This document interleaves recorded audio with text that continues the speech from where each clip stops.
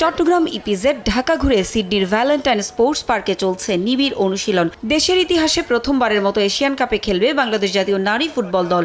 Asian কাপের আগে প্রস্তুতি নিয়ে গাল ভরা বুলি আওড়ালেও নারী দল পায়নি ফেডারেশনের কাছ থেকে অর্ধেকও।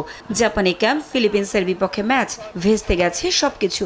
সম্বল হয়েছে এই ভ্যালেন্টাইন স্পোর্টস পার্ক। এখানে ৩ মার্চ চীনের বিপক্ষে প্রথম ম্যাচের আগে অনুশীলনে নিজেদের ঝালিয়ে নিচ্ছে ফুটবলাররা। অস্ট্রেলিয়া যাওয়ার আগে প্রস্তুতি নিয়ে নিজের ক্ষোভ প্রকাশ করে গেছেন কোচ পিটার বাটলার। এত বড় আসরের আগে এটা আদর্শ প্রস্তুতি নয় বলে জানিয়েছিলেন তিনি। তবে ভ্যালেন্টাইন স্পোর্টস পার্কে অনুশীলনের পর নিজের অবস্থান থেকে সরে এসেছেন পিটার। জানালেন এশিয়ান কাপের জন্য এটাই নাকি প্রস্তুতির আদর্শ মঞ্চ। প্রস্তুতির ঘাটতি কাটিয়ে ফুটবলারদের ইতিবাচক মানসিকতা ধরে রাখার পরামর্শ তার।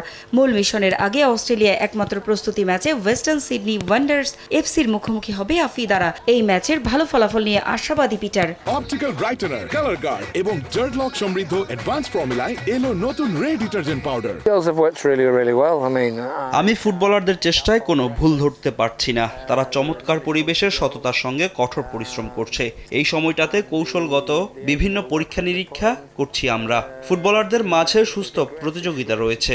এটা প্রস্তুতি ম্যাচে ওরা কিভাবে ব্যবহার করে তা দেখতে চাই আমি।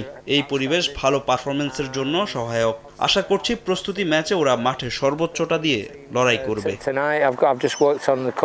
এদিন 2 ঘন্টা অনুশীলন করলেও কোনো জিম সেশন ছিল না বাংলাদেশ দলের। আগামী 27 ফেব্রুয়ারি আনুষ্ঠানিকভাবে এএফসির ক্যাম্পে উঠবে বাংলাদেশ জাতীয় নারী ফুটবল দল। পারভিন আক্তার, সময় সংবাদ।